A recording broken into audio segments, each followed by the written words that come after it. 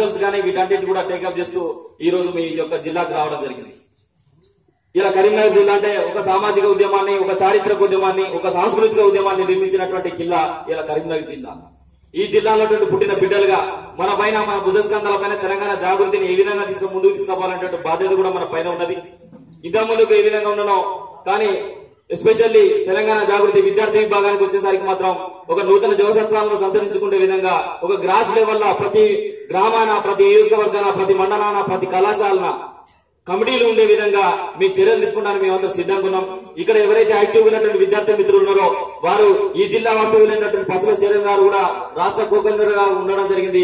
తనకు తన ప్రపోజల్స్, మీ యొక్క ప్రపోజల్స్ ఇచ్చినా పర్లేదు, లేదంటే ఇక్కడ ఉన్నటువంటి జిల్లా కన్నర్ జాడి శ్రీగన్న కూడా ఇచ్చినా పర్లేదు అని చెప్పేసి ఈ సందర్భంగా తెలియజేస్తూ, ఎందుకంటే ఎన్నో పోరాటాలు చేసినాం, ఎన్నో ఉద్యమాలు చేసినాం, రాళ్ల దెబ్బలు పడ్డాం, లాఠీల దెబ్బలు పడ్డాం, జైల్లోకి పోయినాం. చివరకు మా యొక్క పీజీ సంబంధించినటువంటి సెమిస్టర్ పరీక్షలు కూడా జైలు నుంచి వచ్చినటువంటి దౌర్భాగ్యమైన పరిస్థితుల సీమాంధ్ర పరిపాలన మనం ఉన్నాం. ఇలా ఒక బతుకమ్మ పండుగ బతుకు లేకుండా చేసినటువంటి సందర్భాలు, బోనాల పండుగ యొక్క ప్రాణాలు తీసినటువంటి సందర్భాలు, మన సంస్కృతి సాంప్రదాయాలను అన్నింటినీ కూడా మొత్తం తొక్కిపెట్టినటువంటి సీమాంధ్ర పాలకుల నుంచి ఇలా తెలంగాణలో తెచ్చుకున్న తర్వాత ఈ తెలంగాణలో మన అస్తిత్వాన్ని, మన సంస్కృతిని, మన సాంప్రదాయాలను, మన పునర్జీవనాన్ని మరొకసారి నిలుపుకోవాలని చెప్పేసి శ్రీమతి కల్వకుంట్ల కవిత గారి యొక్క ఆధ్వర్యంలో తెలంగాణ జాగృతి అనితరమైనటువంటి పోరాటం చేసి ఈ రోజు తెలంగాణ బతుకమ్మను అధికారిక పండుగగా ఇలా తల ఎత్తుకొని ఇలా నడిపించుకుంటున్నాం. దాన్ని ఈ రోజు కండక్ట్ చేసుకుంటున్నాం అంటే శ్రీమతి కల్వకుంట్ల కవిత గారి యొక్క గొప్పతనం. యావత్ ప్రపంచ దేశాల్లో ఒక ప్రాంతానికో, లేకుండా ఒక పట్టణానికో, ఒక జిల్లాకో, ఒక మండలానికో పరిమితం కాలే ఈ రోజు ఈ అధికారిక పండుగ. యావత్ ప్రపంచంలో ఉన్న చాలా దేశాల్లో కూడా ఈ యొక్క పూల పండుగ, ఈ బతుకు పండుగ జరుగుతుందంటే దీనికి కారణం తెలంగాణ జాగృతి వ్యవస్థాపక అధ్యక్షురాలు. ఒకనాడు ఊళ్ళో బతుకమ్మ ఆడాలంటే కనీసం ఊళ్ళో పక్కకు బ్లీచింగ్ పౌడర్ పూసుకుందామంటే నిధులు, వీధి దీపాలు పెట్టుకుందామంటే నిధులు లేనటువంటి దౌర్భాగ్య పరిస్థితుల సీమాంధ్ర పరిపాలన మనం గడిపినాం. ఈ రోజు ప్రతి జిల్లాకు 1 కోటి రూపాయల నిధులు తెచ్చుకున్నాం. ఇలా యావత్ 10 జిల్లాల్లో 10 కోట్ల నిధులు తెచ్చుకొని ఇలా అమోఘంగా మన పండుగను ఈరోజు చేసుకోగలుగుతున్నాం. అంటే ఇంత మార్పు ఏ విధంగా వచ్చిందంటే కేవలం ఇలా అప్పుడు ఎవరైతే సమైక్యవాద పాలకులు ఉన్నారో సమైక్యవాద పాలకుల యొక్క మెడలు వంచి చేద్దామంటే అప్పుడు జిల్లాకు 1 లక్ష రూపాయలు, ఆ తర్వాత 5 లక్షల రూపాయలు ఇచ్చినటువంటి సందర్భాలు ఉన్నాయి. అప్పుడు కూడా మనం పోరాడినటువంటి సందర్భాలు. ఇలా తెచ్చుకున్న సొంత రాష్ట్రంలో మన అస్తిత్వ పోరాటాలు చేయాల్సినటువంటి అవసరం కాకుండా ఇంకా జాగృతిని గ్రాస్ లెవెల్లో తీసుకొని గ్రామీణ సంబంధించిన ప్రజానీకం యొక్క సమస్యలు కానీ, వాళ్ళకి పింఛన్స్ వస్తున్నాయా, లేకపోతే వాళ్ళ బాధలు ఏమున్నాయి, వాళ్ళకి సంబంధించినటువంటి రవాణా సౌకర్యాలు ఎట్లుంటాయి, ఇంకా వాళ్ళకి సంబంధించిన సూక్ష్మంగా వాళ్ళకున్న సమస్యల పైన మనం పోరాటం చేస్తూ ప్రభుత్వానికి మరి ప్రజలకు మధ్యన ఒక వారధిగా ఇలా తెలంగాణ జాగృతి ఉండాలని చెప్పేసి ఈ సందర్భంగా తెలియజేస్తున్నా.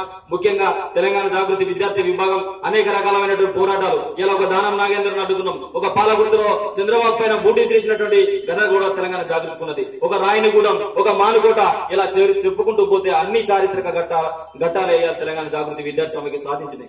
ఇలా సీమాంధ్ర పరిపాలకులు పెట్టినటువంటి మీటింగ్ లో ఈ ప్రాంతం సంబంధించినటువంటి బిడ్డలు తల్లి పాలు తాగి రొమ్ము గుద్దుదానికి సిద్ధమయ్యి అదే సీమాంధ్ర పరిపాలకులు పెట్టినటువంటి మీటింగ్ కు హాజరవుతున్నటువంటి ఒక దానం నాగేందర్ను, గడగాల నుంచి దానం నాగేందర్ను చెంప చెడ్డలు అనిపించే విధంగా దాడి చేసినటువంటి ఘనత కూడా తెలంగాణ జాగృతి విద్యార్థి సమైక్య టీజేసీకి దక్కింది.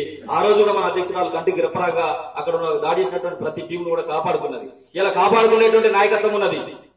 క్రియాశీలకంగా పనిచేసే వాళ్ళు మండల స్థాయిలో పనిచేసినా, గ్రామ స్థాయిలో పనిచేసినా గుర్తించేటువంటి నాయకత్వం ఉన్న దగ్గర పనిచేస్తే మాత్రం మనకు గుర్తింపు అన్నటువంటి ఖచ్చితంగా లభిస్తుందని చెప్పేసి సందర్భం తెలుస్తున్నా. ముఖ్యంగా విద్యార్థి మిత్రులు ఇక్కడ చాలా మంది విద్యార్థి మిత్రులు కూడా రావడం జరిగింది.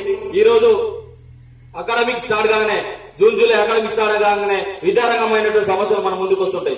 ఇలా ఈ కరీంనగర్ జిల్లాలో 13 నియోజకవర్గాలు ఉంటే 13 నియోజకవర్గాల్లో ఉన్నటువంటి పేద మధ్యతరగతి సామాజిక వర్గాలు, బడుగు బలైన వర్గాల సంబంధించినటువంటి పిల్లలను చదివించుకోవడానికి కార్పొరేట్ స్థాయి విద్యార్థులు పోటీ పడుతున్నట్టు ఈ ప్రపంచంలో వాళ్ళ పిల్లలు చదివించుకోవడానికి సరైన ఆర్థిక స్తోమత లేకుండా కొంతమంది విద్యార్థి సంఘాలను గానీ, కొంతమంది సామాజిక సంఘాలను గానీ ఆశ్రయిస్తున్న క్రమంలో మన జాగృతి ఒక నిర్మాణాత్మకమైన పాత్ర పోషించి వాళ్ళ సీట్లు ఇప్పేయడం కానీ, ఇలా సోషల్ వెల్ఫేర్ హాస్టల్లో సీట్ల విషయంలో కూడా ఫైనల్ జరుగుతున్న సందర్భాలు ఉన్నాయి.